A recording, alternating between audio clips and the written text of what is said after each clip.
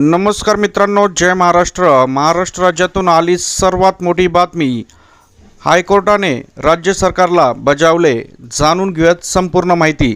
तत्पूर्वी चॅनलला नवीन असताल तर चॅनलला सबस्क्राईब करा आणि बेल आयकॉन नक्की प्रेस करा. हायकोर्टाने राज्य सरकारला बजावले. प्राथमिक शिक्षण देण्याची जबाबदारी राज्य शासनाची, हायकोर्टाने बजावले. जाणून घेऊयात संपूर्ण अपडेट. मुलांना प्राथमिक शिक्षणासाठी प्रवेश देणे व हे शिक्षण पूर्ण करून घेणे ही पूर्णपणे राज्य शासनाची नैतिक जबाबदारी आहे, असे उच्च न्यायालयाने बजावलेले आहे. स्थानिक पत्त्याचा पुरावा नसल्याने एका मागासवर्गीय विद्यार्थ्याला RT अंतर्गत प्रवेश नाकारण्यात आला. त्याविरोधात त्याच्या वडिलांनी न्यायालयाचे दार ठोठावले.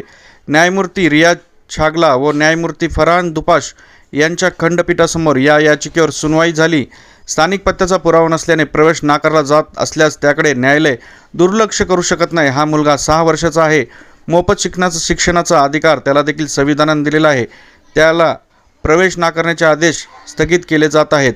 संबंधित शाळेने या मुलाची प्रवेश प्रक्रिया सुरू करावी. हा प्रवेश न्यायालयाच्या अंतिम आदेशाच्या अधीन असेल.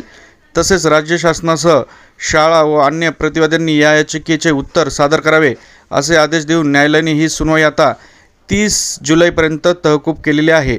मित्रांनो, आपल्याला काय वाटतं या वृत्ताबद्दल कमेंटमध्ये नक्कीच आपला अभिप्राय कळवा. हायकोर्टाने स्पष्ट सांगितलेले की प्राथमिक शिक्षणाची सर्व जबाबदारी ही पूर्णपणे राज्य शासनाची आहे. अशा प्रकारची मोठी अपडेट आहे. परत भेटूयात नवीन अपडेटसोबत. जय महाराष्ट्र.